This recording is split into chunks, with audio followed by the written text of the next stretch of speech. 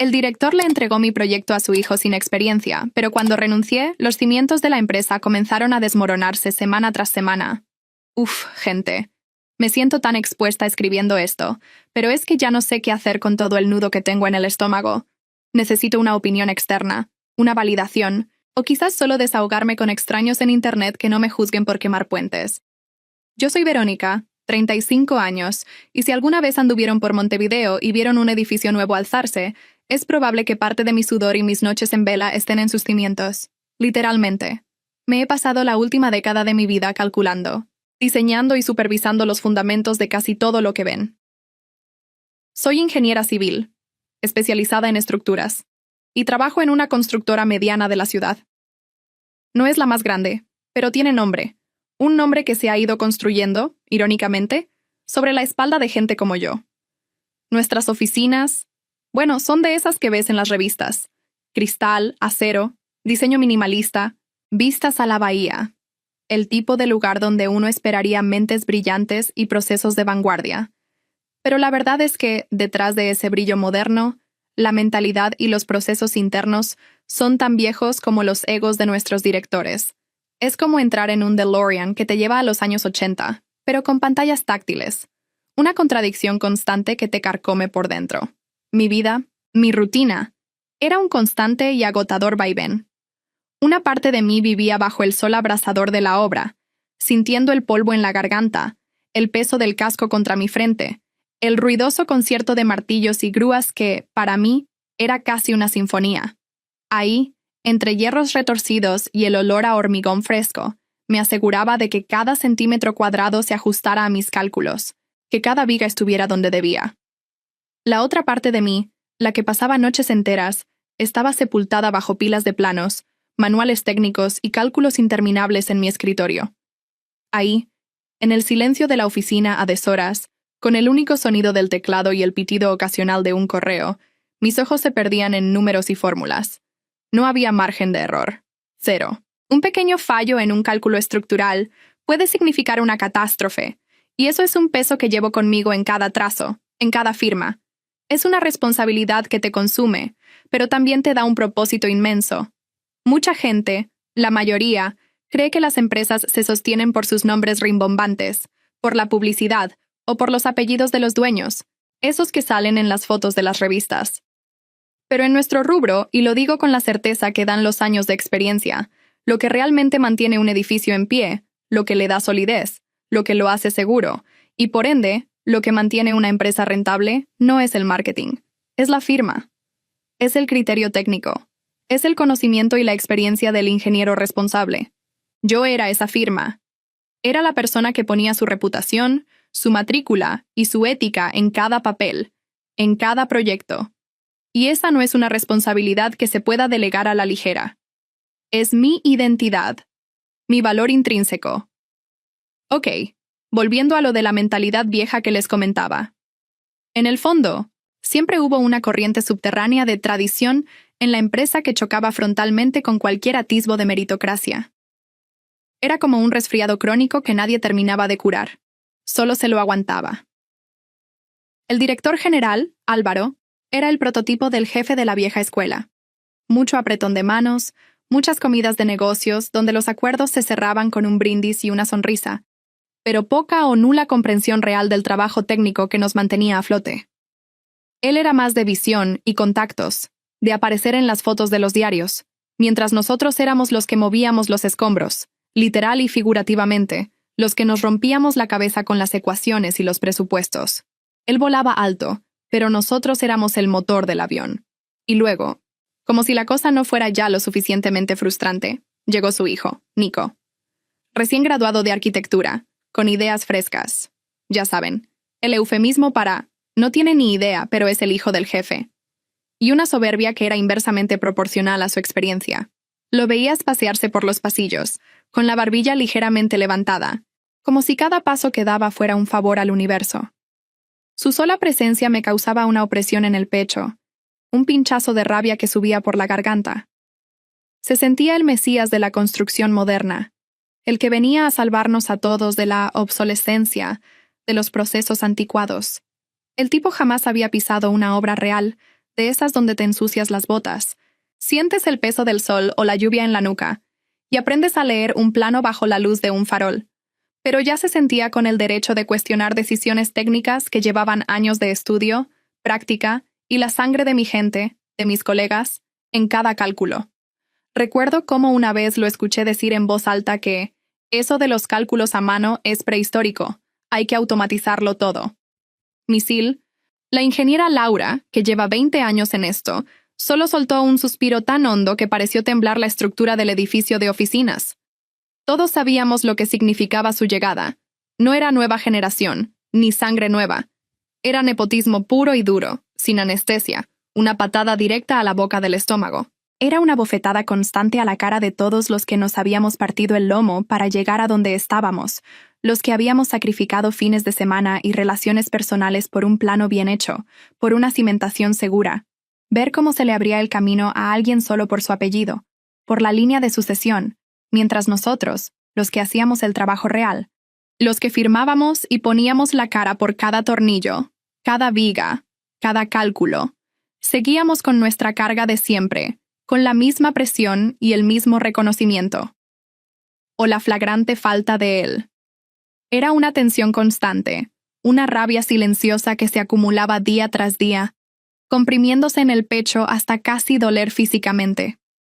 Sentías cómo te hervía la sangre, un calor subiendo por el cuello, pero tenías que mantener la compostura, dibujar una sonrisa forzada y asentir, porque así son las cosas, y no hay que morder la mano que te da de comer. Pero esa mano no solo me estaba ahogando, sino que ahora sentía que me estaba robando el aire a propósito. Y lo peor es que no podías decir nada, porque el silencio de los demás te pesaba más que cualquier reprimenda. Te sentías cómplice de algo que detestabas con cada fibra de tu ser. Uf, gente. Me siento tan expuesta escribiendo esto, pero es que ya no sé qué hacer con todo el nudo que tengo en el estómago. Necesito una opinión externa, una validación, o quizás solo desahogarme con extraños en Internet que no me juzguen por quemar puentes. Yo soy Verónica, 35 años, y si alguna vez anduvieron por Montevideo y vieron un edificio nuevo alzarse, es probable que parte de mi sudor y mis noches en vela estén en sus cimientos. Literalmente. Me he pasado la última década de mi vida calculando, diseñando y supervisando los fundamentos de casi todo lo que ven. Soy ingeniera civil, especializada en estructuras, y trabajo en una constructora mediana de la ciudad. No es la más grande, pero tiene nombre, un nombre que se ha ido construyendo, irónicamente, sobre la espalda de gente como yo. Nuestras oficinas, bueno, son de esas que ves en las revistas. Cristal, acero, diseño minimalista, vistas a la bahía. El tipo de lugar donde uno esperaría mentes brillantes y procesos de vanguardia. Pero la verdad es que, detrás de ese brillo moderno, la mentalidad y los procesos internos son tan viejos como los egos de nuestros directores. Es como entrar en un DeLorean que te lleva a los años 80, pero con pantallas táctiles. Una contradicción constante que te carcome por dentro. Mi vida, mi rutina, era un constante y agotador vaivén.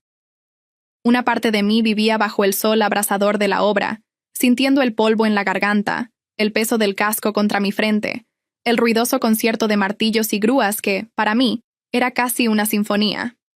Ahí, entre hierros retorcidos y el olor a hormigón fresco, me aseguraba de que cada centímetro cuadrado se ajustara a mis cálculos, que cada viga estuviera donde debía.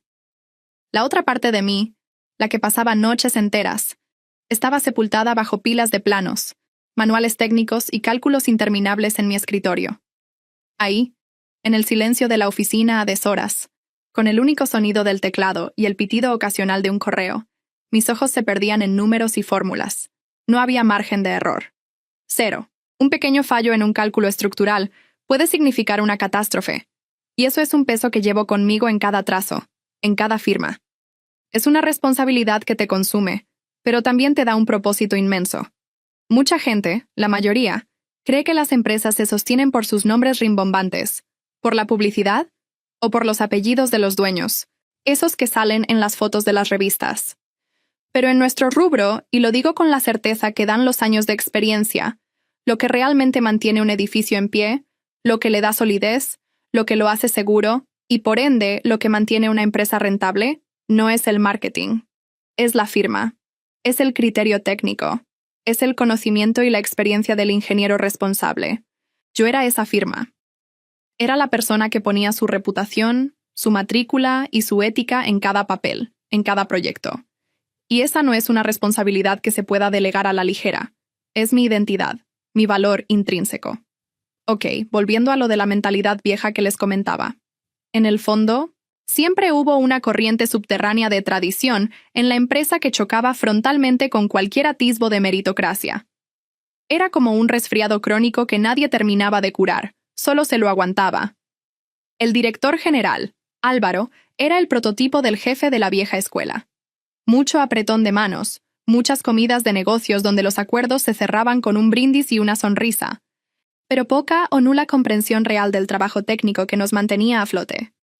Él era más de visión y contactos, de aparecer en las fotos de los diarios, mientras nosotros éramos los que movíamos los escombros, literal y figurativamente, los que nos rompíamos la cabeza con las ecuaciones y los presupuestos. Él volaba alto, pero nosotros éramos el motor del avión.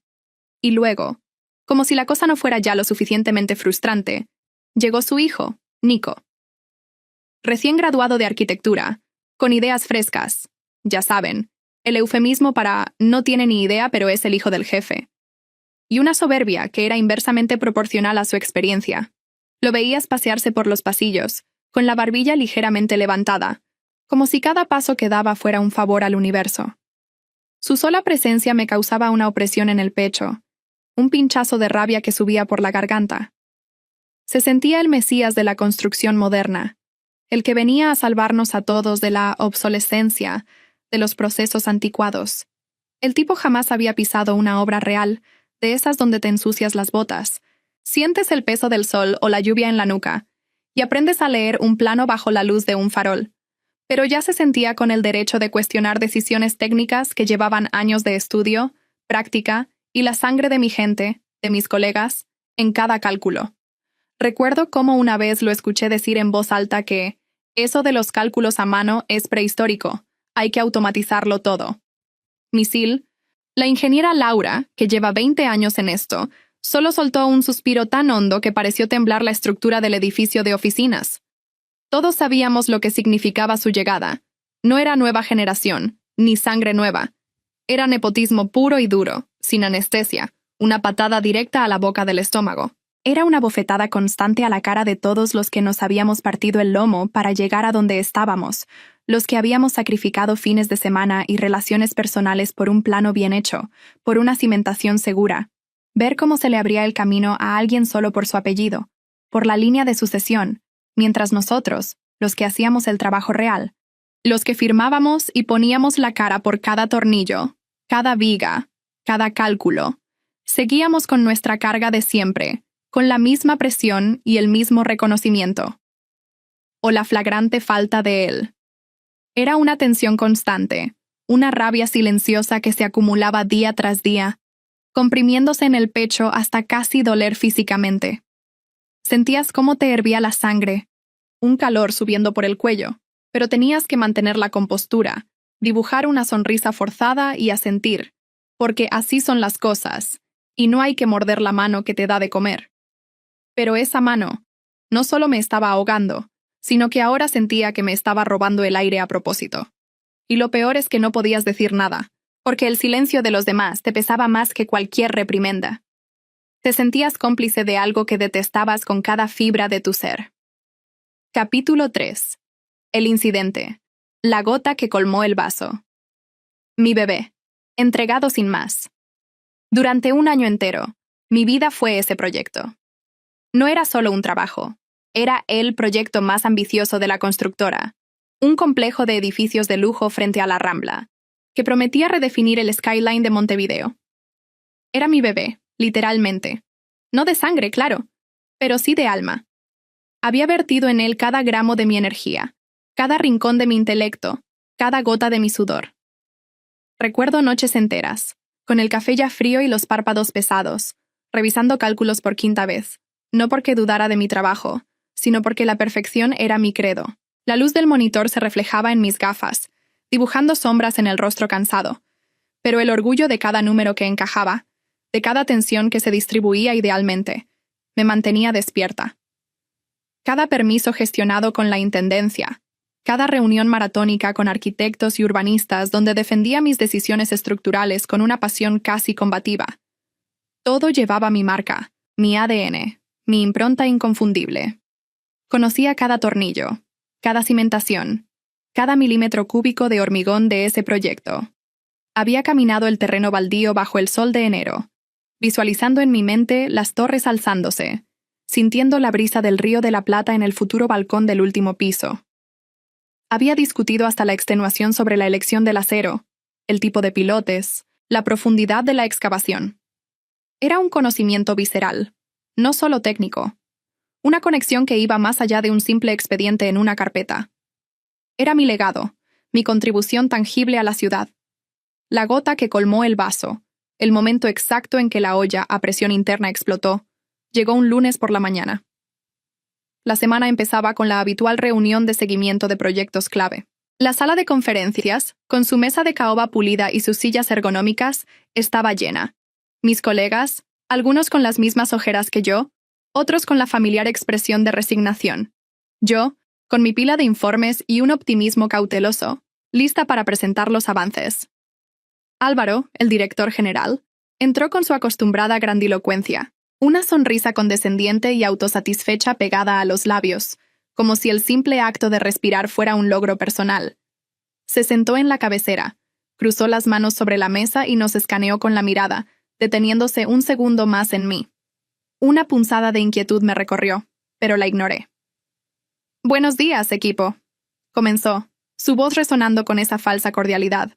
«Excelentes avances en general, pero hoy tenemos un anuncio importante sobre el proyecto de la Rambla». Mi corazón dio un vuelco. Un anuncio importante. ¿Quizás una nueva fase? ¿Un reconocimiento a mi equipo? La esperanza, esa tonta y persistente chispa, se encendió. «Verónica, tu trabajo ha sido diligente», dijo, con un tono que pretendía ser un cumplido, pero sonaba a condescendencia. Casi a lástima. Pero es momento de que la empresa mire hacia el futuro, de dar oportunidades a la nueva generación. Hizo una pausa dramática, mirando a su hijo. Y ahí, con la misma facilidad con la que uno cambia de canal, soltó la bomba. «A partir de ahora, Nico va a liderar tu proyecto. Él traerá una visión más vanguardista. Verónica, te pido que le brindes todo tu apoyo en la transición». Mi mundo se detuvo. El aire se volvió denso, casi irrespirable.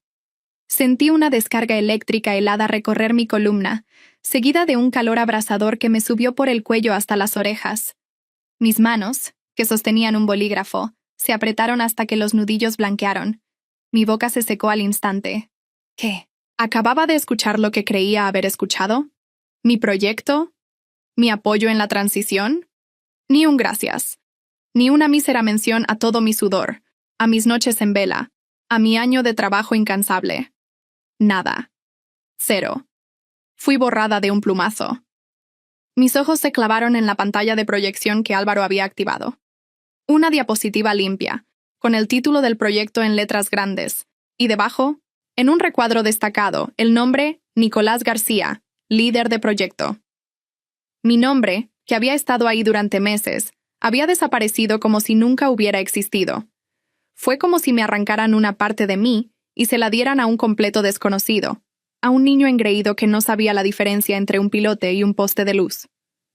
Sentí un vacío atroz en el estómago, un hueco que se expandía y amenazaba con devorarme. La traición era tan palpable que casi podía saborearla, amarga y metálica. Nico, sentado al lado de su padre, asintió con una sonrisa petulante, un brillo triunfal en sus ojos. Se enderezó en su silla, casi hinchándose de orgullo, como si acabara de recibir un premio Nobel. No me miró. No nos miró a ninguno de los que habíamos estado trabajando en esto. Solo miró al frente, a su nuevo título en la pantalla, saboreando su momento. Mis compañeros, algunos con la mirada perdida en la mesa, otros con una compasión que me quemaba más que la rabia, evitaron mi vista, incapaces de sostener mi mirada. El silencio en la sala era sepulcral, solo roto por el suave zumbido del proyector. En ese instante, no era solo el proyecto lo que me habían quitado, era mi valía, mi identidad, mi razón de ser profesional. Habían declarado, sin palabras, que mi experiencia no valía nada frente a un apellido, y el eco de esa declaración resonó en cada fibra de mi ser, exigiendo una respuesta. Capítulo 4. La reacción inmediata. La humillación y el fuego interior. Me quedé helada. En ese momento, solo sentí una mezcla hirviente de humillación y rabia. Mis músculos se tensaron, mis puños seguían apretados bajo la mesa, clavando mis uñas en la palma de la mano. El calor en mi cara era insoportable, como si 1000 ojos estuvieran quemándome la piel. No solo me quitaban el proyecto de mi vida, sino que me negaban la autoría, la esencia misma de mi contribución. Era como si mi experiencia y mi valor se hubieran esfumado en el aire. Miré a mis compañeros. Algunos me devolvieron miradas de lástima, una lástima que me revolvía el estómago, otros de alivio, como pensando, mejor a ella que a mí. Otros simplemente bajaron la vista, cómplices silenciosos de la injusticia. Sentí una soledad abrumadora. Una parte de mí, la parte más pragmática y asustada, la que siempre piensa en las cuentas a fin de mes, quería tragar saliva, agachar la cabeza y aguantar. ¿Y si pierdo el sueldo? Mis padres dependen un poco de mí. Me susurró una voz temblorosa en la cabeza. La idea de la inestabilidad económica me dio un escalofrío. Pero la otra parte, la ingeniera que sabe su valor, la mujer que había sudado sangre por cada cálculo correcto, gritaba que si me quedaba, si aceptaba esto, estaba validando que cualquiera con el apellido correcto podía pisotear años de experiencia, conocimiento y esfuerzo sin consecuencias. Era una guerra interna, un campo de batalla en mi propio pecho, donde la dignidad luchaba contra el miedo. La humillación era un veneno que corría por mis venas, y el fuego de la rabia empezaba a quemar todo a su paso. Capítulo 5. La repercusión, el drama a escala. Mi jugada burocrática, o mi venganza fría. La guerra interna terminó en cuanto me senté en mi escritorio. Mis manos temblaban ligeramente, pero mi mente, la mente de una ingeniera estructural, empezó a funcionar con una frialdad quirúrgica. Mientras revisaba la documentación del proyecto, vi el arma que Álvaro había olvidado por completo, todos los planos, todas las memorias de cálculo, cada informe de avance presentado a la intendencia, estaban firmados por mí como responsable técnica. Mi matrícula, mi reputación, mi nombre, impresos en cada página. Y, por si fuera poco, el contrato con el cliente tenía una cláusula específica, redactada por mí misma meses atrás para proteger el proyecto. Cualquier cambio de responsable del proyecto requería mi aprobación por escrito y una nueva revisión exhaustiva de seguridad y viabilidad por un tercero imparcial. Ellos ya estaban anunciando a Nico como la cabeza del proyecto en redes sociales, en comunicados internos, sin haber movido un solo papel legal para formalizar ese cambio. Habían ignorado la burocracia, creyendo que su palabra bastaba. Ahí lo decidí. No iba a discutir, ni a gritar, ni a rogar. No iba a rebajarme a su nivel. Mi venganza sería fría, calculada, estructuralmente impecable. Pedí mis días pendientes de vacaciones. Ordené meticulosamente mis archivos digitales y físicos, dejando todo perfectamente documentado para quien viniera después. Y preparé una carta de renuncia con la precisión de un cálculo de cargas. Mi corazón latía con fuerza, pero mis manos eran firmes. Antes de entregarla, envié un correo formal al cliente principal del proyecto y a la intendencia, la entidad reguladora. Era simple, directo, sin una pizca de agresión, sin un ápice de emoción. Informaba mi renuncia irrevocable a partir de la fecha. Dejaba constancia de que, a partir de ese momento, no me hacía responsable de futuras modificaciones o decisiones técnicas relacionadas con el proyecto, y pedía que, por procedimiento, se asignara un nuevo responsable técnico habilitado y se reabriera la revisión de los cálculos y planos por parte de la Intendencia, dada la magnitud y complejidad de la obra. Burocracia pura, sí, pero con el peso de mis años de experiencia, mi matrícula y la ley detrás. Sí, tuve miedo de quemar puentes en un mundo tan pequeño como el de la construcción en Montevideo, donde todos se conocen y los chismes vuelan. Sentí una punzada de pánico al pensar en el futuro. Pero cuando vi a Nico pasearse por la oficina dando órdenes sobre mi proyecto como si yo nunca hubiera existido, con esa insolencia que me hacía hervir la sangre, supe que ya estaba quemada desde el momento en que aceptara el abuso. La humillación era un fuego que me consumía por dentro, y esta era mi única salida. Capítulo 6. La reflexión y la duda. El silencio que precedió a la tormenta. La primera semana después de mi renuncia fue tensa. El silencio era ensordecedor, roto solo por el pitido ocasional de un correo en mi bandeja personal, que ya no era de la empresa.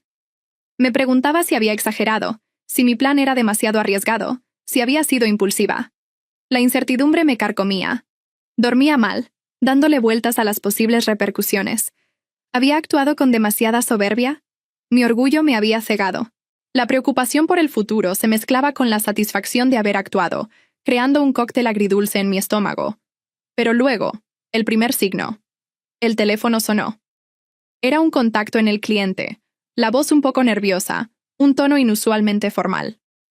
Habían recibido mi inocente notificación y querían una reunión urgente con el director de mi antigua empresa. Verónica, ¿es cierto que te fuiste? ¿Y que Nico asume tu proyecto? La pregunta sonó a un eco de mi correo. Habían recibido mi inocente notificación y querían conocer al nuevo responsable técnico. Nico. El flamante líder. Nico, por supuesto, no podía firmar nada. No estaba habilitado legalmente para proyectos de esa envergadura y no tenía mi especialidad ni mi conocimiento profundo del proyecto. El cliente, con el semblante serio, dejó claro en la reunión que me contaron. Si cambian al responsable sin las garantías adecuadas, tendremos que revisar el contrato, incluyendo penalidades significativas. En ese momento, una pequeña pero significativa parte de mí se sintió reivindicada. Una chispa de satisfacción se encendió en mi pecho, mitigando un poco el nudo de ansiedad. Me di cuenta de que no era tan prescindible como Álvaro creía. Pero la tormenta real, la que yo había desatado con mis correos meticulosamente redactados, aún no había llegado. Era solo el preludio. Capítulo 7. El estado actual y la pregunta final. El edificio de papel se desmorona. La tormenta llegó con fuerza, como una ola gigante en la Rambla, mientras el cliente apretaba con las penalidades. La intendencia citó a la empresa. Los cambios para modernizar, que Nico había estado metiendo en los planos, sin mi supervisión ni mi firma, no cumplían las normas sísmicas.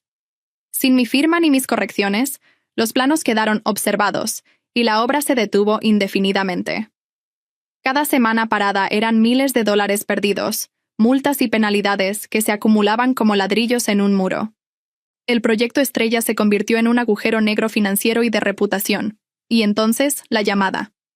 Álvaro, con una voz extrañamente suave, casi suplicante, me dijo: «Verónica, podríamos hablar de que vuelvas. Al menos para destrabar esto. Estamos en una situación muy complicada». La satisfacción fue casi obscena. Una sonrisa se dibujó en mis labios, una sonrisa que no había sentido en mucho tiempo. Yo ya estaba trabajando en otra firma, que, por una curiosa ironía del destino, se quedó con un proyecto millonario que el cliente anterior les había quitado a ellos. La vida tiene estas vueltas, ¿no? La empresa de Álvaro empezó a desmoronarse poco a poco. Perdieron el proyecto estrella. Varios técnicos, al ver que podían ser reemplazados por parientes sin pena ni gloria, se fueron buscando empresas que valoraran la meritocracia.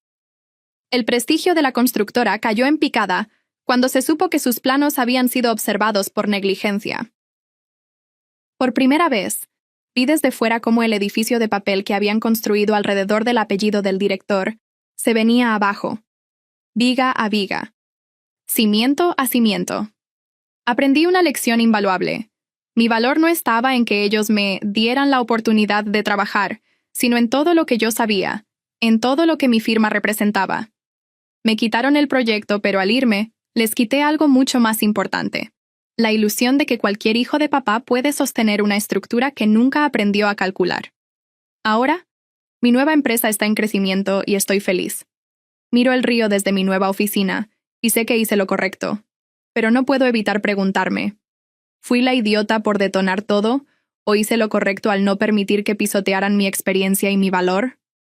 ¿Aita por mi venganza fría? Gente. Me siento tan expuesta escribiendo esto, pero es que ya no sé qué hacer con todo el nudo que tengo en el estómago. Necesito una opinión externa, una validación, o quizás solo desahogarme con extraños en Internet que no me juzguen por quemar puentes. Yo soy Verónica, 35 años, y si alguna vez anduvieron por Montevideo y vieron un edificio nuevo alzarse, es probable que parte de mi sudor y mis noches en vela estén en sus cimientos. Literalmente. Me he pasado la última década de mi vida calculando, diseñando y supervisando los fundamentos de casi todo lo que ven. Soy ingeniera civil, especializada en estructuras, y trabajo en una constructora mediana de la ciudad. No es la más grande, pero tiene nombre. Un nombre que se ha ido construyendo, irónicamente, sobre la espalda de gente como yo. Nuestras oficinas, bueno, son de esas que ves en las revistas. Cristal, acero, diseño minimalista, vistas a la bahía. El tipo de lugar donde uno esperaría mentes brillantes y procesos de vanguardia.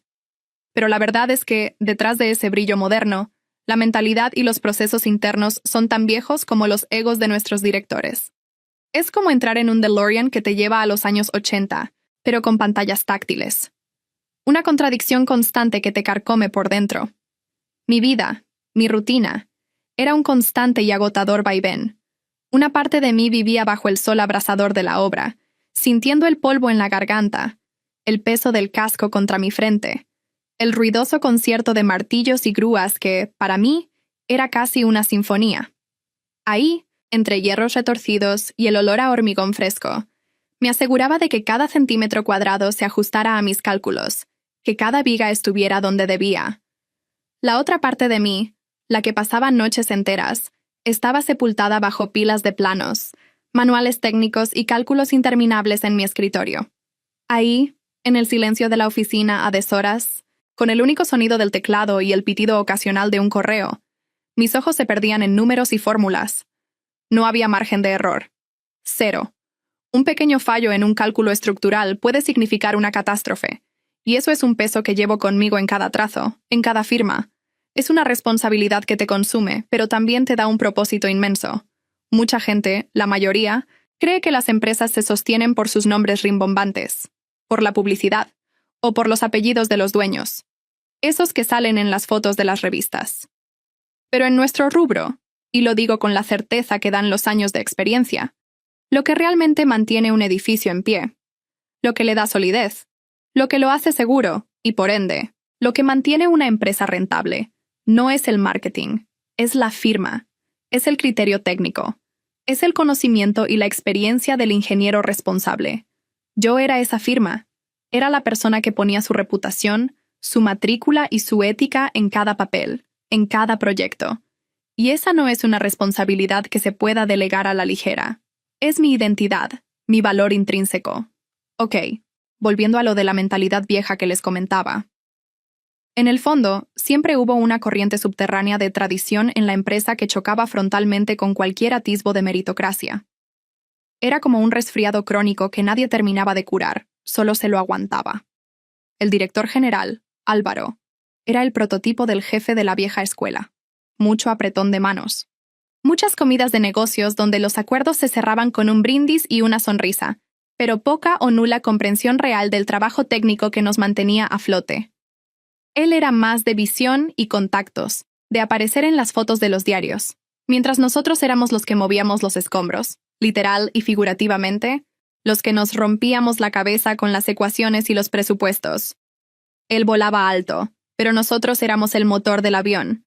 Y luego, como si la cosa no fuera ya lo suficientemente frustrante, llegó su hijo, Nico, recién graduado de arquitectura, con ideas frescas. Ya saben, el eufemismo para no tiene ni idea, pero es el hijo del jefe. Y una soberbia que era inversamente proporcional a su experiencia. Lo veías pasearse por los pasillos, con la barbilla ligeramente levantada, como si cada paso que daba fuera un favor al universo.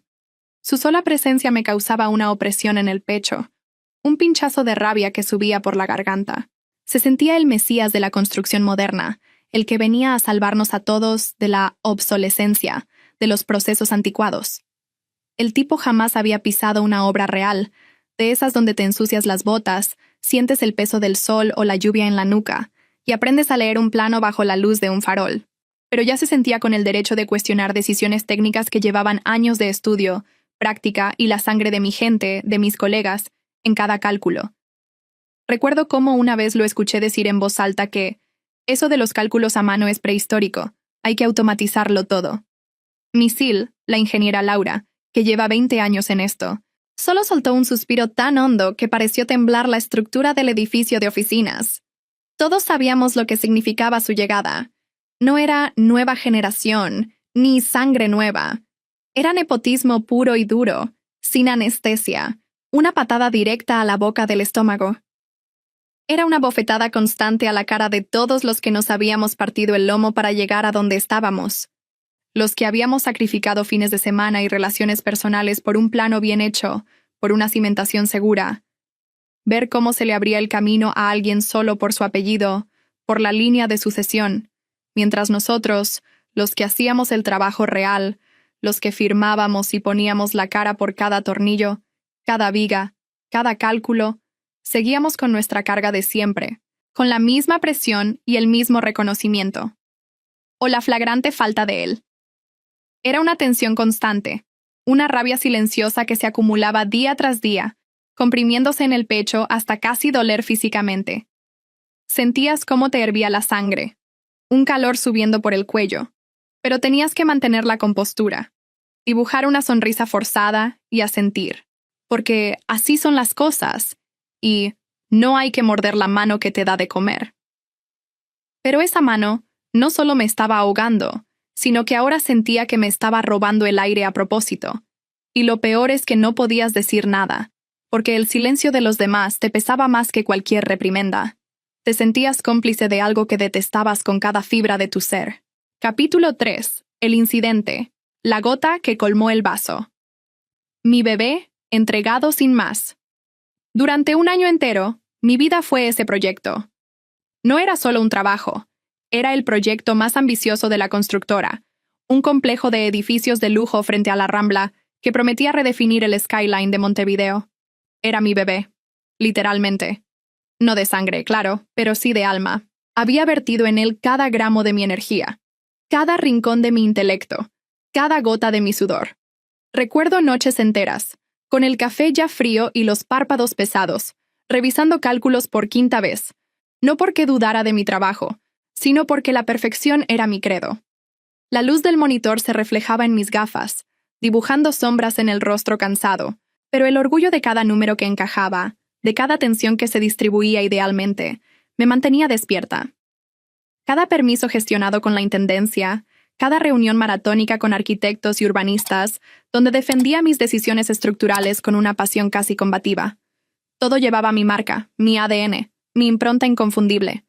Conocía cada tornillo, cada cimentación, cada milímetro cúbico de hormigón de ese proyecto.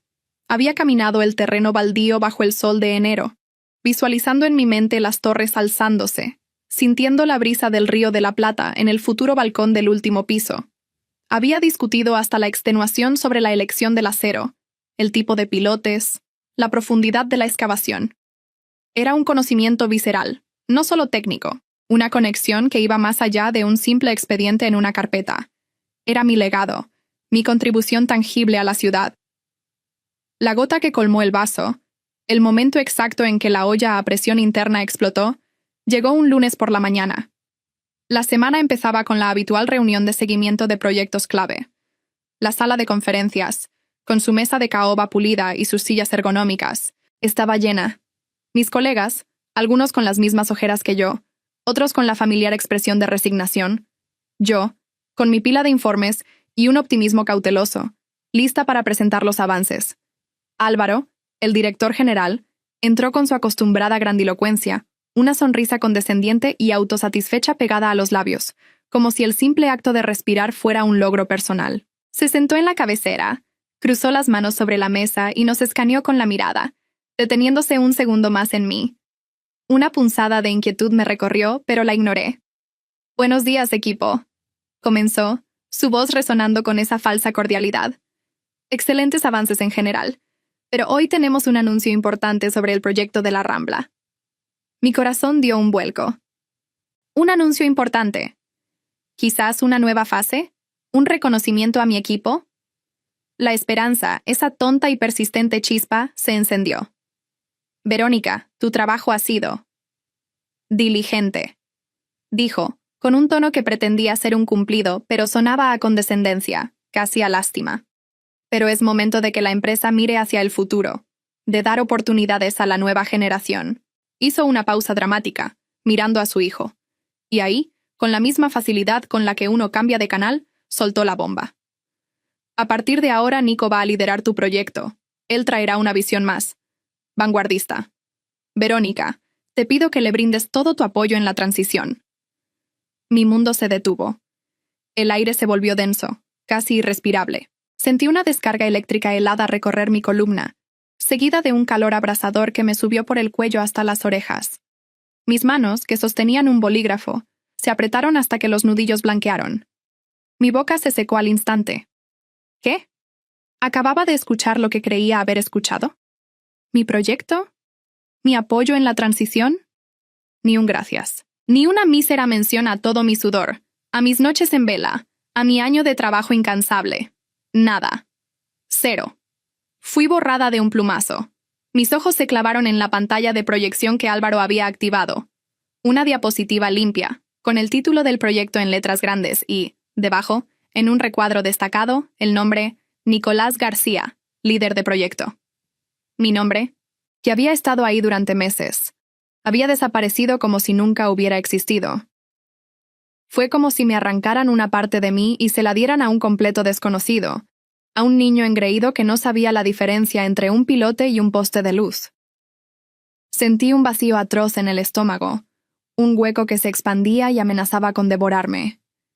La traición era tan palpable que casi podía saborearla, amarga y metálica. Nico, sentado al lado de su padre, asintió con una sonrisa petulante, un brillo triunfal en sus ojos. Se enderezó en su silla, casi hinchándose de orgullo, como si acabara de recibir un premio Nobel. No me miró. No nos miró a ninguno de los que habíamos estado trabajando en esto.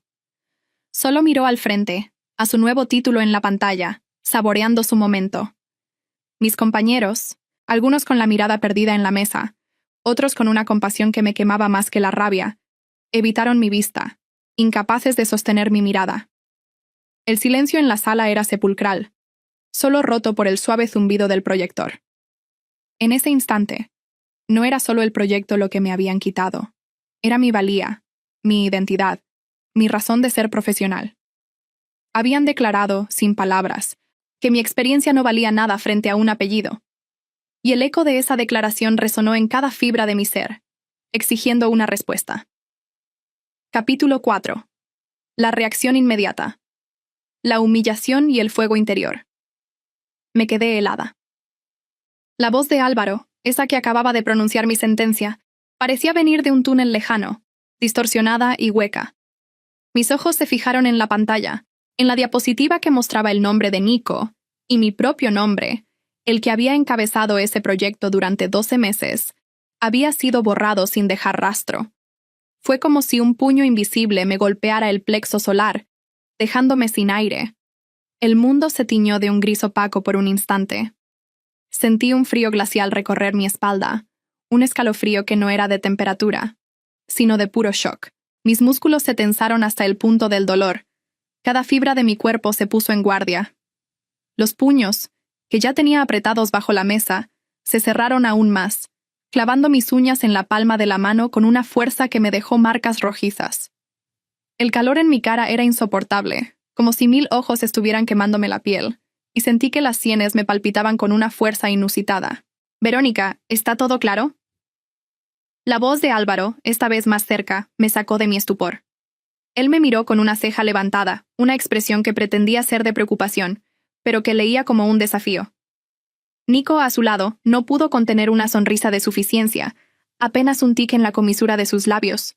Pero lo vi, y sentí cómo la rabia, hasta entonces contenida, empezaba a burbujear en mi estómago, subiendo por mi esófago como lava. «Clarísimo, Álvaro».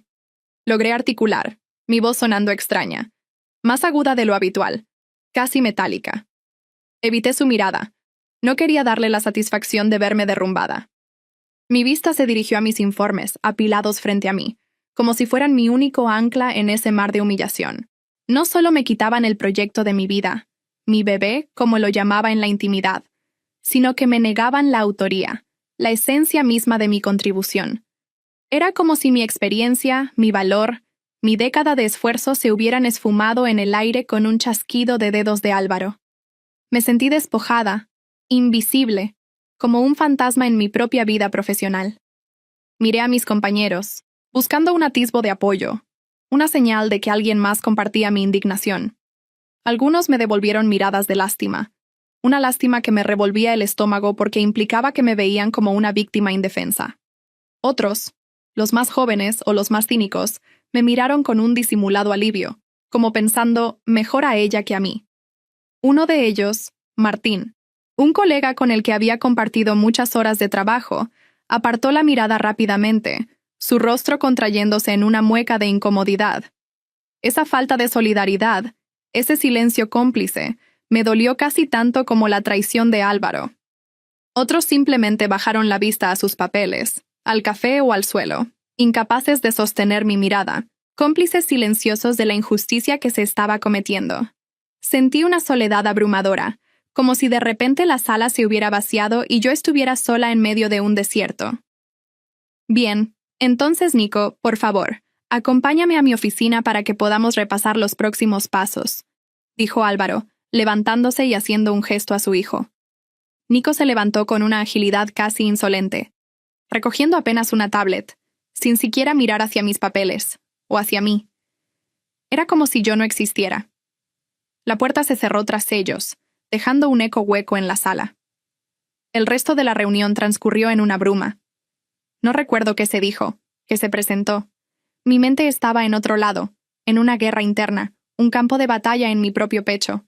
Una parte de mí, la parte más pragmática y asustada, la que siempre piensa en las cuentas a fin de mes, en las responsabilidades, quería tragar saliva, agachar la cabeza y aguantar. ¿Y si pierdo el sueldo? Mis padres dependen un poco de mí, de mi estabilidad. ¿Y si no encuentro otro trabajo tan bueno en el mercado? La construcción en Montevideo no es tan grande, me susurró una voz temblorosa en la cabeza. Una voz que sonaba a mi madre preocupada. La idea de la inestabilidad económica me dio un escalofrío que me recorrió los brazos, erizando el vello. Sentí el miedo morder en el borde de mi conciencia, un miedo frío y paralizante que amenazaba con anular mi voluntad. Pero la otra parte, la ingeniera que sabe su valor, la mujer que había sudado sangre por cada cálculo correcto, por cada plano, por cada estructura que ahora se alzaba orgullosa en la ciudad, gritaba con una furia inaudita. No, si te quedas, si aceptas esto, estás validando que cualquiera con el apellido correcto puede pisotear años de experiencia, conocimiento y esfuerzo sin consecuencias. Era la voz de mi ética, de mi dignidad profesional, de mi autoestima herida. ¿Qué mensaje le daría a mis colegas? ¿Qué me diría a mí misma cada mañana al mirarme al espejo? La humillación era un veneno que corría por mis venas, y el fuego de la rabia, lejos de apagarse, empezaba a arder con más fuerza, quemando todo a su paso. Di sol. La guerra interna terminó en cuanto me senté en mi escritorio. Mis manos temblaban ligeramente, un residuo del temblor incontrolable que me había invadido en la reunión, pero mi mente, la mente de una ingeniera estructural habituada a la precisión, empezó a funcionar con una frialdad casi inhumana. Era como si un interruptor se hubiera encendido, o más bien, apagado, silenciando el caos emocional y dejando solo una lógica gélida. Mientras revisaba la documentación del proyecto en mi pantalla, con los dedos volando sobre el teclado, vi el arma que Álvaro había olvidado por completo, y que Nico, en su inexperiencia, ni siquiera sabía que existía. Todos los planos, cada memoria de cálculo, cada informe de avance presentado a la Intendencia para la aprobación del complejo, estaban firmados por mí como responsable técnica. Mi matrícula, mi reputación, mi nombre completo, impresos y sellados en cada página, en cada PDF subido al sistema. Era una exigencia legal, una responsabilidad ineludible. Y por si fuera poco, el contrato con el cliente principal tenía una cláusula específica, una que yo misma había insistido en incluir meses atrás, precisamente para proteger la obra de posibles injerencias políticas o cambios arbitrarios. Cualquier cambio de responsable del proyecto requería mi aprobación por escrito como titular original, y, lo más importante, una nueva revisión exhaustiva de seguridad y viabilidad por un tercero imparcial. Ellos ya estaban anunciando a Nico como la cabeza del proyecto, en redes sociales, en comunicados internos, incluso en alguna nota de prensa local. Se jactaban de la visión joven y la innovación, sin haber movido un solo papel legal para formalizar ese cambio ante las autoridades o el cliente. Habían ignorado la burocracia, creyendo que su palabra y el apellido de Álvaro bastaban. Esa arrogancia iba a ser su tumba. Ahí lo decidí. Mi corazón, que había estado martilleando una samba frenética en mi pecho, se aquietó. No iba a discutir, ni a gritar, ni a rogar. No iba a rebajarme a su nivel, ni a ofrecerles el espectáculo de mi rabia. Mi venganza sería fría, calculada, estructuralmente impecable y silenciosa. Pedí mis días pendientes de vacaciones con una calma que me sorprendió a mí misma. Ordené meticulosamente mis archivos digitales y físicos, dejando todo perfectamente documentado para quien viniera después. Una cortesía profesional, sí, pero también una forma de dejarles claro que mi ausencia sería un vacío imposible de llenar. Luego, con la precisión de un cálculo de cargas, preparé una carta de renuncia. Era formal, concisa, sin una sola queja o reproche. Mi corazón latía con fuerza, un redoble sordo y poderoso, pero mis manos eran firmes. Antes de entregarla a Recursos Humanos, envié 2 correos electrónicos. Uno, al cliente principal del proyecto. El otro, a la Intendencia, la entidad reguladora que debía velar por la seguridad de las construcciones.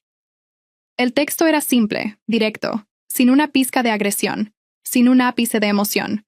Informaba mi renuncia irrevocable a partir de la fecha.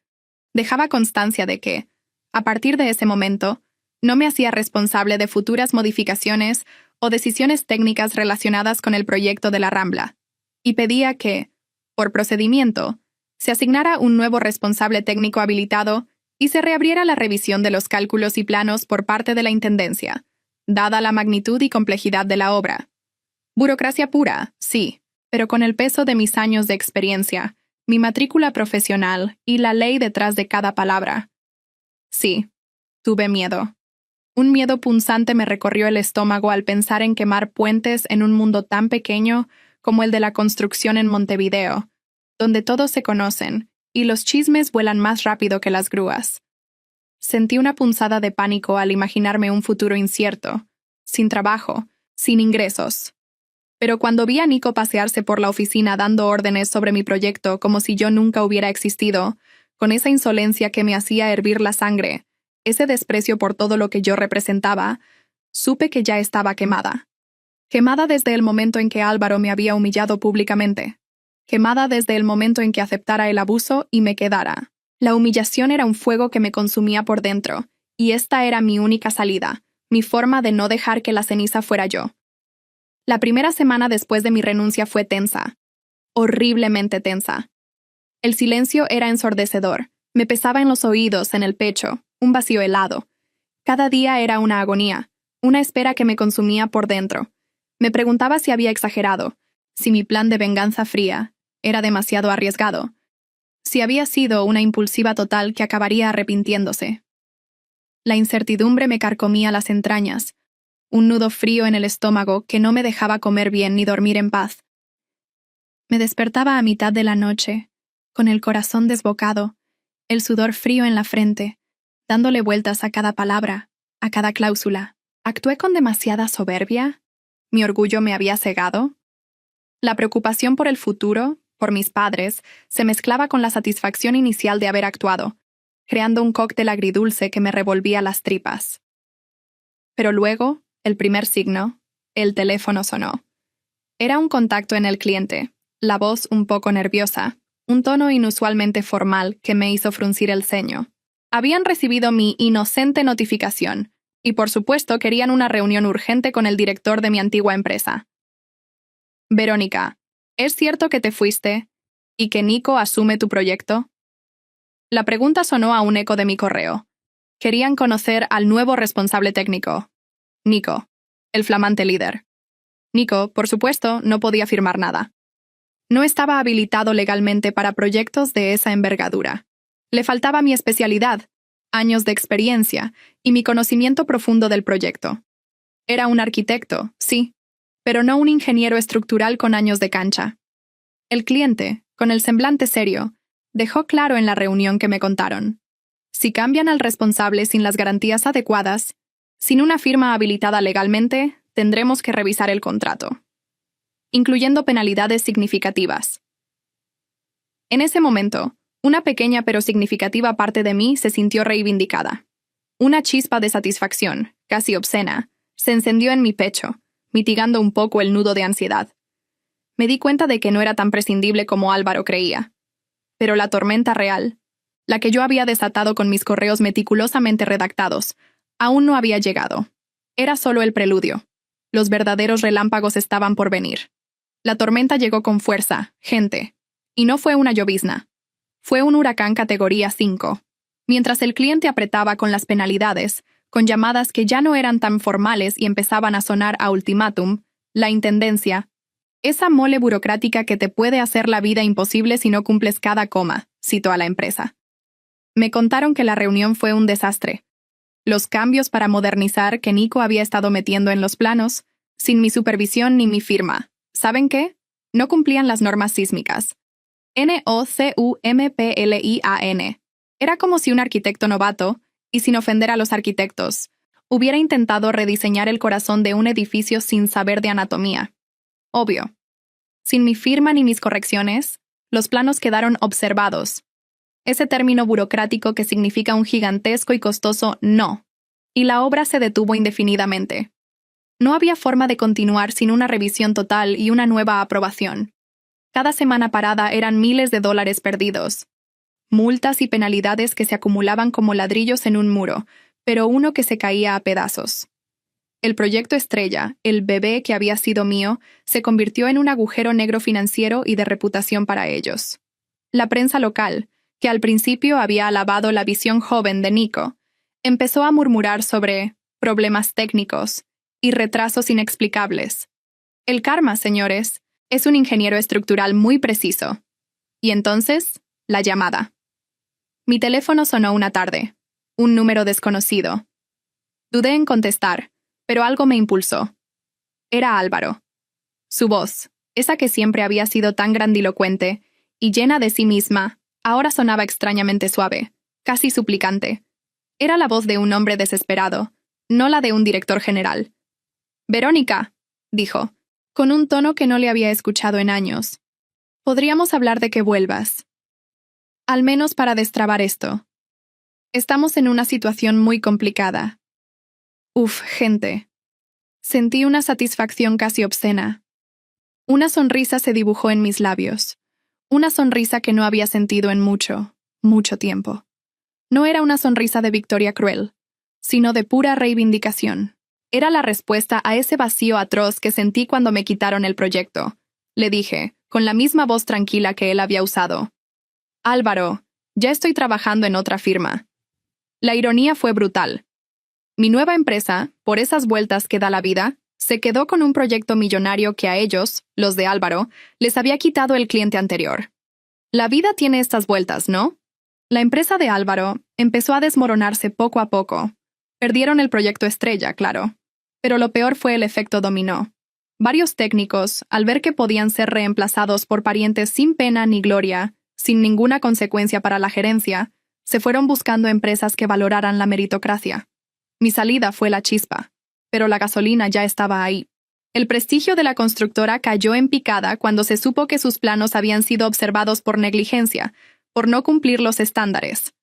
Por primera vez, vi desde fuera cómo el edificio de papel que habían construido alrededor del apellido del director se venía abajo, viga a viga, cimiento a cimiento. Era como ver un time-lapse de un derrumbe, pero en cámara lenta y con consecuencias muy reales.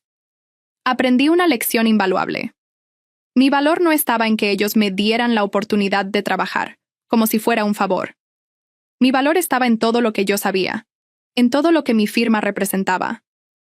Me quitaron el proyecto, sí, pero al irme les quité algo mucho más importante. La ilusión de que cualquier hijo de papá puede sostener una estructura que nunca aprendió a calcular.